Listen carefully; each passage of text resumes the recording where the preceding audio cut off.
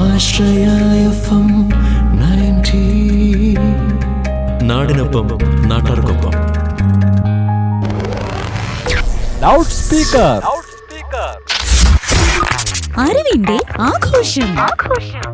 Good afternoon, നമസ്കാരം and welcome to loud speaker with RJ Elikkutty. ഇന്നത്തെ loud സ്പീക്കറിൽ നമ്മൾ അറിയാനായിട്ട് പോകുന്നത് HMPV വൈറസിനെ പറ്റിയാണ്. കോവിഡ് മഹാമാരിയുടെ 5ാം വാർഷികത്തിൽ ചൈനയിൽ നിന്ന് മറ്റൊരു വൈറസ് വ്യാപനത്തിന്റെ വാർത്തകളായിരുന്നു നമ്മളെ എല്ലാവരെയും ആശങ്കപ്പെടുത്തിയിട്ടുണ്ടായിരുന്നത്. HMPV എന്ന ഹ്യൂമൻ മെറ്റോന്യൂമോ വൈറസ്. വീണ്ടും മാസ്കും സാനിറ്റൈസറും ഒക്കെ തിരികെ എത്തുമോ, അല്ലെങ്കിൽ എത്രത്തോളം ഗൗരവമുള്ളതാണ് ഇപ്പോഴത്തെ സാഹചര്യം എന്നുള്ള ചോദ്യങ്ങളൊക്കെ ഉയർന്നുകൊണ്ടിരിക്കുമ്പോൾ HMPV വൈറസിനെ പറ്റിയുള്ള ആശങ്കകൾക്കും സംശയങ്ങൾക്കും മറുപടി നൽകുകയാണ് ഇന്നത്തെ ലൗഡ് സ്പീക്കറിലൂടെ ഡോക്ടർ അരുൺ ബി നായർ. നമസ്കാരം sir, welcome to loud speaker. നമസ്കാരം. ഓക്കെ സർ, അപ്പൊ ഞാൻ നേരത്തെ പറഞ്ഞതുപോലെ തന്നെ HMPV വൈറസിനെ പറ്റിയുള്ള ആകൃതകളും വ്യാധിയും ഒക്കെയാണ് ഇപ്പൊ എല്ലായിടത്തും ആളുകൾ സംസാരിച്ചുകൊണ്ടിരിക്കുന്നത്. അപ്പോൾ അത്തരത്തിൽ ഈ ഒരു വൈറസിനെ നമ്മൾ എല്ലാവരും ഭയക്കേണ്ടതായിട്ടുണ്ടോ? ഈ ഹ്യൂമൻ മെറ്റാന്യൂമോ വൈറസ് അല്ലെങ്കിൽ HMPV വൈറസ് എന്ന് പറയുന്നത് 2001 തന്നെ നമ്മൾ തിരിച്ചറിഞ്ഞ ഒരു വൈറസ് ആണ്. ഇതൊരു പുതിയ വൈറസ് അല്ല എന്നർത്ഥം. ഇപ്പൊ അമേരിക്കയിൽ കുട്ടികളിൽ ഉണ്ടാകുന്ന ശ്വാസകോശ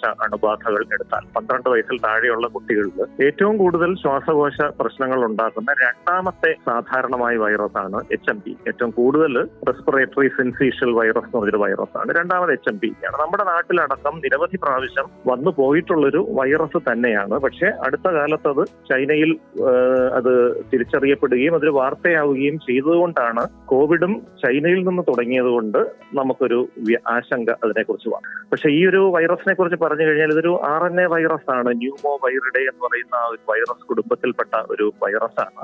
സാധാരണ വൈറൽ പനിയുടെ ലക്ഷണങ്ങൾ മാത്രം ഉണ്ടാക്കി പോകുന്ന ഒരു വൈറസ് ആണ്. അതുകൊണ്ട് തന്നെ അതിനെക്കുറിച്ച് വളരെയധികം ആശങ്കയൊന്നും വെച്ച് പുലർത്തേണ്ട കാര്യമില്ല. അത് മരണകാരണമാകാനുള്ള സാധ്യതയൊക്കെ താരതമ്യേന വളരെ വളരെ കുറവാണ്. നല്ല ആരോഗ്യമുള്ള കുട്ടികൾക്കോ മുതിർന്ന വ്യക്തികൾക്കോ ഈ വൈറസ് അണുബാധ വന്നാൽ ചെറിയൊരു വൈറൽ പനി പോലെ ഏതാണ്ട് ഒരാഴ്ച നീണ്ടു നിന്നിട്ടത് മാറാനുള്ള സാധ്യതയാണ് കൂടുതൽ. മറ്റു റെസ്പിറേറ്ററി വൈറസിൽ നിന്നും ഈ ഒരു HMPV വൈറസ് എങ്ങനെയാണ് സർ വ്യത്യസ്തമാക്കപ്പെടുന്നത്? ഇതിന്റെ ഘടന, അതിന്റെ RNAകളുടെ സ്ട്രാൻഡുകളുടെ എണ്ണവും അതിന്റെ ആന്തരിക ഘടനയും തന്നെയാണ് ഇതിനെ മറ്റു വൈറസുകളിൽ നിന്ന് വ്യത്യസ്തമാക്കുന്നത്. പക്ഷേ ഇതിന്റെ തീവ്രത വെച്ചിട്ടാണ് നമ്മൾ പൊതുവെ വൈറസുകളെ നമ്മൾ വിലയിരുത്തുന്നത്. ഇപ്പൊ നോക്കിക്കഴിഞ്ഞാൽ ഏറ്റവും കൂടുതൽ മരണകാരണമാകാവുന്ന വൈറസുകളെ നമ്മൾ ഗൗരവമായിട്ട് പേടിക്കേണ്ടതുണ്ട്. ഇപ്പൊ നിപ്പ വൈറസ് അതിന്റെ 60% മരണകാരണമാകും. അതുകൊണ്ട് അങ്ങനെ ഒരു വൈറസ് ബാധിക്കുന്നു എവിടെയെങ്കിലും അറിഞ്ഞാൽ നമ്മൾ ഉടനടി അതീവ ജാഗ്രത പുലർത്തേണ്ടത്. കോവിഡിനെ എടുത്തു കഴിഞ്ഞാൽ മരണനിരക്ക് വളരെ വളരെ കുറവാണ്. ഒരു 2-3% വരെ. നമ്മുടെ നാട്ടിലൊക്കെ കുറെ നാൾ കഴിഞ്ഞപ്പോൾ 1% താഴെയായിട്ട് കുറവ്. അപ്പൊ അതിലും കുറവ് മാത്രം മരണനിരക്ക് ഉള്ള ഒരു വൈറസ് ആണ് ഇത്. പക്ഷെ ഇവിടെ നമ്മൾ ആലോചിക്കേണ്ട ഒരു കാര്യം, ഇത്തരം വൈറസുകളൊക്കെ വ്യാപകമായിട്ട് പടർന്നു പിടിക്കുകയും എല്ലാ വിഭാഗം ജനങ്ങളുടെയും ഇടയിൽ ഈ വൈറൽ പനി വരികയും ഇവരൊക്കെ ആശുപത്രിയിലേക്ക് എത്തുകയും ചെയ്യുന്ന ഒരു സാഹചര്യം വന്നാൽ ആശുപത്രി സംവിധാനങ്ങൾ ഓവർലോഡഡ് ആകുമ്പോൾ മറ്റൊരുപാട് ഗൗരവ സ്വഭാവമുള്ള അസുഖങ്ങൾക്ക് ചികിത്സ ആവശ്യമുള്ള ധാരാളം ആളുകൾ നമ്മുടെ ഇവിടെയിലുണ്ട്. അപ്പൊ അതുകൊണ്ട് തന്നെ ഈ പകർച്ചവ്യാധികൾ മൂലം ഒരുപാട് സമയം അല്ലെങ്കിൽ ഡോക്ടർമാരുടെയും നഴ്സുമാരുടെയൊക്കെ സമയം ഓക്യുപ്പൈഡ് ആകുമ്പോൾ മറ്റു ഗൗരവമുള്ള രോഗാവസ്ഥകളുള്ളവർക്ക് ചികിത്സ കിട്ടാതെ വരുന്നൊരു സാഹചര്യമാണ് നമ്മളെ വ്യാകുലപ്പെടുത്തുന്നത്. അതുകൊണ്ട് ഒരു പ്രതിരോധം എന്നുള്ള നിലയിൽ ചില മുൻകരുതലുകൾ നമ്മൾ എടുക്കണമെന്ന് മാത്രം. ഓക്കെ, അപ്പം സർ നേരത്തെ പറയുകയുണ്ടായി കുട്ടികളിലും പ്രായമായവരിലുമാണ് ഇത് കൂടുതലായിട്ടും അഫക്റ്റഡ് ആവാനുള്ള സാധ്യതയുള്ളതെന്ന്. അതുപോലെ തന്നെ നല്ല ആരോഗ്യമുള്ളവരിലാണെങ്കിൽ നമുക്ക് പ്രിക്കോഷൻസ് എടുത്തുകൊണ്ട് തന്നെ ഇതിനെ പ്രതിരോധിക്കാമെന്ന് പറയുകയുണ്ടായി. ഇപ്പോൾ സപ്പോസ് ഈ ഒരു കുട്ടികളിലും പ്രായമായവരിലും ഒക്കെ ഈ ഒരു രോഗം അഫക്റ്റഡ് ആയി കഴിയുമ്പോൾ അത് എത്രത്തോളം അവരുടെ ആ ഒരു ഹെൽത്തിനെ അത് ബാധിക്കാനുള്ള സാധ്യതകളുണ്ട്? തീരെ ചെറിയ കുട്ടികൾ, അതായത് 6 മാസം തൊട്ട് 12 മാസം വരെ പ്രായമുള്ള കുട്ടികൾ ഇത് വന്നു കഴിഞ്ഞാൽ ചിലപ്പോൾ ഇത്തിരി സങ്കീർണതകളിലേക്ക് പോകാൻ സാധ്യതയുണ്ട്.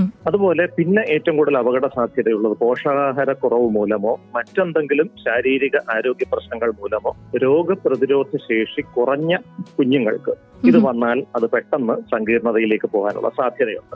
ക്യാൻസർ പോലെയുള്ള രോഗങ്ങൾ അല്ലെങ്കിൽ ഓട്ടോ ഇമ്മ്യൂൺ രോഗങ്ങൾ, അവയ്ക്കൊക്കെ ചികിത്സ എടുക്കുന്നു, സ്റ്റിറോയിഡ് കഴിക്കേണ്ടി വരുന്ന കുട്ടികൾ, അത്തരം കുട്ടികൾക്ക് പൊതുവെ ചിലപ്പോൾ രോഗപ്രതിരോധ ശക്തി താൽക്കാലികമായിട്ടെങ്കിലും കുറഞ്ഞു നിൽക്കാം.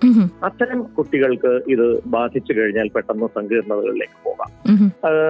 ശരിക്കും പറഞ്ഞാൽ മുതിർന്ന വ്യക്തികളെ എടുത്താൽ പൂർണ്ണ ആരോഗ്യവാനായ ഒരു മുതിർന്ന വ്യക്തിക്ക് ഈ വൈറസ് ബാധ വലിയ പ്രശ്നങ്ങൾ ഉണ്ടാക്കില്ല. പക്ഷെ വയോജനങ്ങളാണ് പിന്നീട് അപകട സാധ്യത കൂടുതലുള്ള പ്രായമുള്ള അടുത്തൊരു വിഭാഗം 60 മേൽ പ്രായമുള്ള ആളുകൾ, പ്രത്യേകിച്ച് ക്യാൻസർ അല്ലെങ്കിൽ ഹൃദ്രോഗം, വൃക്കരോഗം, കരൾ രോഗം ഇങ്ങനെയുള്ള രോഗങ്ങൾ മൂലം വലയുന്ന വളരെയധികം അവശത അനുഭവിക്കുന്ന ആളുകൾ, ഇവർക്കും രോഗപ്രതിരോധ ശേഷി കുറവായിരിക്കും. ഇവരെ സംബന്ധിച്ചിടത്തോളം എത്ര നിസ്സാരമായ ഒരു ശ്വാസകോശ അണുബാധ വന്നാൽ പോലും അത് ന്യൂമോണിയ എന്ന അവസ്ഥയിലേക്ക് പോകാം. ഈ ന്യൂമോണിയ വന്നു കഴിഞ്ഞാൽ ശ്വാസകോശത്തിന്റെ പ്രവർത്തനം തകരാറിലാകാനും ചിലപ്പോൾ നിലയ്ക്കാനും അത് മരണത്തിന് വരെ കാരണമാകാനും സാധ്യത.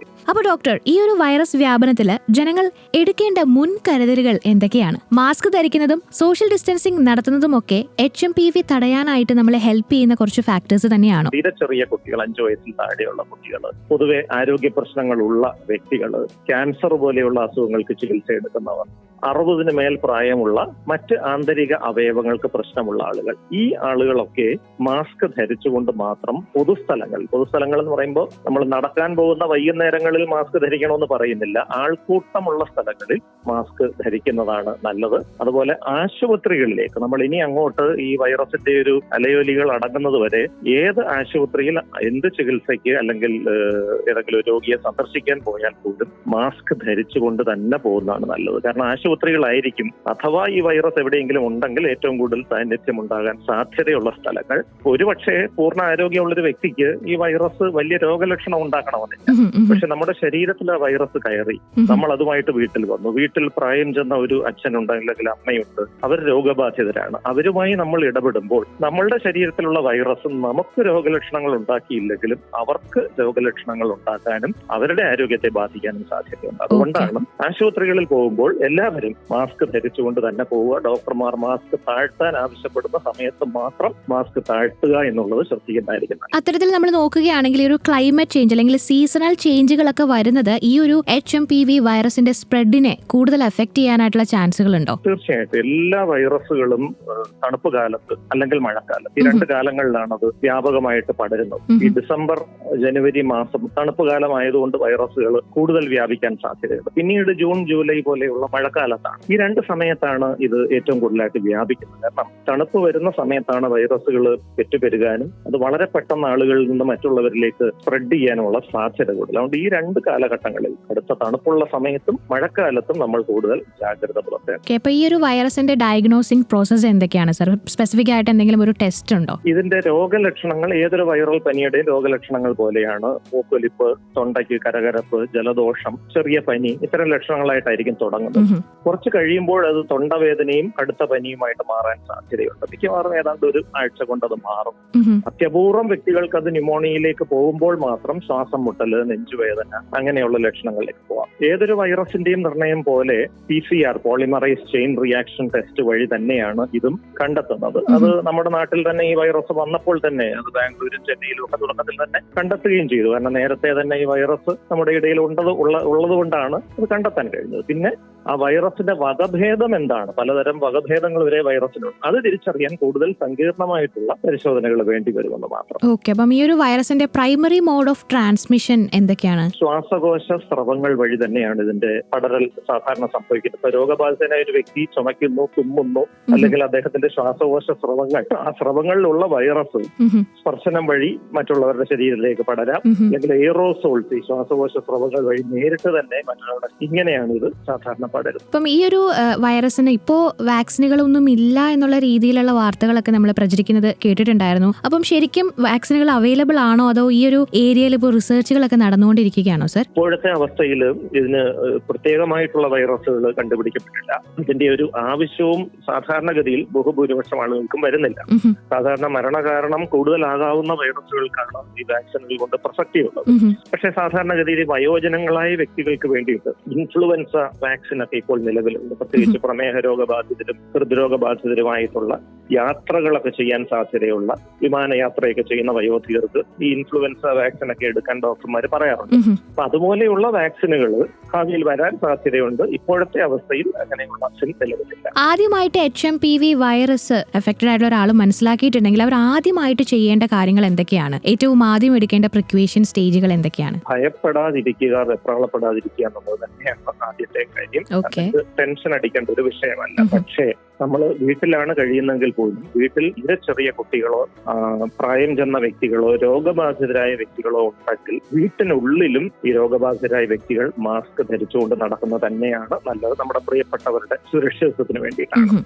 തീർച്ചയായിട്ടും അടുത്തുള്ളൊരു പ്രാഥമികാരോഗ്യ കേന്ദ്രത്തിൽ പോയി ഡോക്ടറെ കണ്ടിട്ട് ആവശ്യമുള്ള പക്ഷം എന്തെങ്കിലും രക്തപരിശോധനകളോ മറ്റു കാര്യങ്ങളോ വേണോ എന്നുള്ളത് വരുത്തണം. ഇല്ലെങ്കിൽ സാധാരണ പനി കുറയാനുള്ള മരുന്നുകളും വിശ്രമവും ചൂടുവെള്ളം കുടിക്കുക, ചൂടുള്ള ഭക്ഷണം കഴിക്കുക, ഒരാഴ്ച പൂർണ്ണ വിശ്രമം നയിക്കുകയും ചെയ്താൽ മിക്കവാറും ആളുകളിൽ ഇത് പൂർണ്ണമായി മാറി വരുന്നതായിട്ട് കാണുന്നു. അപ്പൊ നേരത്തെ നമ്മൾ സൂചിപ്പിച്ചിട്ടുണ്ടായിരുന്നു ഈ ഒരു ശൈത്യകാലത്ത് അല്ലെങ്കിൽ തണുപ്പുള്ള കാലത്തൊക്കെ ആയിരിക്കും ഈ ഒരു വൈറസ് കൂടുതലായിട്ടും സ്പ്രെഡ് ചെയ്യാനുള്ള ചാൻസുകൾ ഉള്ളതെന്ന്. അപ്പം ഏറ്റവും പുതിയതായിട്ട് HMPV വൈറസിന്റെ ഔട്ട് ബ്രേക്ക് ന്യൂസ് വന്നതിന് ശേഷം ചൈനക്കാർ തന്നെ പറഞ്ഞിട്ടുണ്ടായിരുന്നു എല്ലാ ശൈത്യകാലത്തും വരുന്ന ഒരു വൈറസ് വ്യാപനം തന്നെയാണ് ഇത് എന്നുള്ളത്. പക്ഷേ ബാക്കിയുള്ള റെസ്പിറേറ്ററി വൈറസുകളെ പോലെ HMPV വൈറസ് എന്തുകൊണ്ടായിരുന്നു അത്ര കണ്ട് സുപരിചിതമല്ലാതെയായിട്ട് മാറിയിട്ടുണ്ടായിരുന്നത് നമ്മുടെ ഇടയിലൊക്കെ? അല്ല, അത് സുപരിചിതമല്ല എന്ന് പറയാൻ കഴിയില്ല. കാരണം മെഡിക്കൽ രംഗത്തുള്ള ആളുകൾക്ക് അറിയാം. ഞാൻ നേരത്തെ അമേരിക്കയിലെ കണക്കുകൾ തന്നെ സൂചിപ്പിച്ചിട്ടുണ്ട്.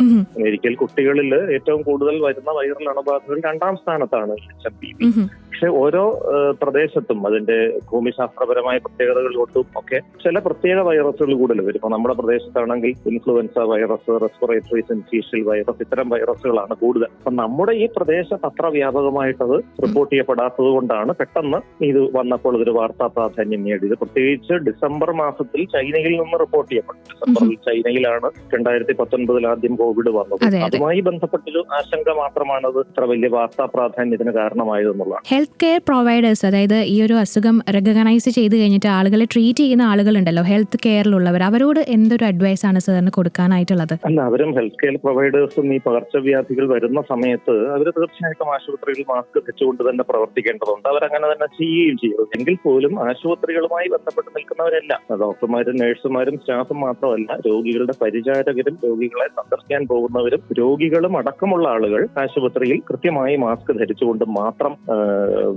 അവിടെ സഞ്ചരിക്കുക. നീ ഭക്ഷണം കഴിക്കാനോ മറ്റോ പോവുകയാണെങ്കിൽ പോലും ഒരു അടച്ച മുറിക്കുള്ളിൽ മറ്റുള്ളവരിൽ അകന്നിരുന്നു കൊണ്ട് മാത്രം മാസ്ക് നീക്കി ഭക്ഷണം കഴിക്കുക. ഇത്തരം കാര്യങ്ങൾ ശ്രദ്ധിച്ചാൽ മാത്രം മതിയാകും. കൂടുതൽ വലിയ പ്രയാസങ്ങൾ ഉണ്ടാവുമെന്ന് തോന്നുന്നില്ല. ഓക്കെ, അപ്പം എന്തായാലും നമ്മളെ കേട്ടുകൊണ്ടിരിക്കുന്ന ലിസണേഴ്സിനോട് ഈ ഒരു HMP വൈറസിനെ പറ്റിയും അതുപോലെ തന്നെ റെസ്പിറേറ്ററി ഹെൽത്തിനെ പറ്റിയും ഒക്കെ എടുക്കേണ്ട പ്രിക്വേഷനെ പറ്റി കൊടുക്കാനായിട്ടുള്ള ഒരു മെസ്സേജ് എന്താണ് സർ? ഞാൻ ആദ്യം സൂചിപ്പിച്ച പോലെ തന്നെ ആശുപത്രികളിൽ പോകുമ്പോൾ മാസ്ക് ധരിച്ചുകൊണ്ട് പോവുക. ആൾക്കൂട്ടം വരുന്ന സ്ഥലങ്ങൾ, ഇപ്പൊ പുസ്തകമേളകളും മറ്റു പലതരം മേളകളും നടക്കുന്ന സമയം അവിടെയൊക്കെ കഴിയുന്നത്ര മാസ്ക് ഈ ആൾക്കൂട്ടം വരുന്ന സ്ഥലങ്ങളിൽ മാസ്ക് ധരിച്ചോണ്ട് പോവുക. ക്യാൻസർ ഉള്ള ആളുകൾ അല്ലെങ്കിൽ എന്തെങ്കിലും ആന്തരിക അവയവങ്ങൾ ഓരോ സ്വഭാവമുള്ള രോഗങ്ങൾ ഉള്ള ആളുകൾ, രോഗപ്രതിരോധ ശേഷി കുറവുള്ളവർ, ഇവരൊക്കെ തീർച്ചയായും പുറത്തേക്ക് ഇറങ്ങുമ്പോൾ മാസ്ക് ധരിക്കുക. പനി ബാധിച്ച വ്യക്തികൾ വീട്ടിനുള്ളിൽ പോലും മാസ്ക് ധരിച്ചുകൊണ്ട് മറ്റുള്ളവർക്ക് രോഗബാധ വരാതിരിക്കാൻ വേണ്ട കാര്യങ്ങൾ ചെയ്യുക. ഇത്രയും ചെയ്താൽ മാത്രം മതിയാകും. ഇത് നമുക്ക് മറികടക്കാൻ കഴിയും. ഓക്കെ സാർ, അപ്പൊ എന്തായാലും ഒരുപാട് സന്തോഷം. Thank you so much. HMPV വൈറസിനെ പറ്റിയുള്ള ഒരു വിധത്തിലുള്ള ആശങ്കകളും സംശയങ്ങളും ഒക്കെ നമുക്ക് ഇന്നത്തെ ലൗഡ് സ്പീക്കറിലൂടെ പരിഹരിക്കാനായിട്ട് സാധിച്ചു എന്ന് തന്നെ വിശ്വസിക്കുകയാണ്. ഗുരുതരമായ ശ്വാസകോശ സംബന്ധമായിട്ടുള്ള രോഗങ്ങൾക്ക് കാരണമാകും HMP വൈറസ് എന്നൊരു വാർത്ത നമ്മൾ കേൾക്കുമ്പോഴും നമ്മൾ വേണ്ട മുൻകരുതലുകളും പ്രിക്വേഷൻസും ഒക്കെ സ്വീകരിച്ചിട്ടുണ്ടെങ്കിൽ നമുക്ക് ഇതിനെയും മറികടക്കാം എന്നുള്ളത് ഇന്നത്തെ ലൗഡ് സ്പീക്കറിലൂടെ എല്ലാവർക്കും മനസ്സിലായി എന്ന് തന്നെ വിശ്വസിക്കുകയാണ് കേട്ടോ. അപ്പോ ആരോഗ്യമാണ് എല്ലാവരുടെയും സമ്പത്ത് എന്നുള്ളത്. എന്ത് വില കൊടുത്തും നമ്മുടെ ആരോഗ്യത്തെ നമ്മൾ തന്നെ സംരക്ഷിക്കണം എന്നത് എപ്പോഴും നമ്മുടെ ഓർമ്മയിൽ ഉണ്ടാകേണ്ട ഒരു കാര്യം കൂടിയാണ്. അപ്പോൾ ഇനിയും നിങ്ങൾക്ക് എല്ലാവർക്കും ഉപകാരപ്രദമാകുന്ന രീതിയിലുള്ള ആരോഗ്യ സംബന്ധമായ അറിവുകളുമായിട്ട് ലൗഡ് സ്പീക്കറിൽ വീണ്ടും കേൾക്കാം. Till then it's me RJ Elikutty signing off.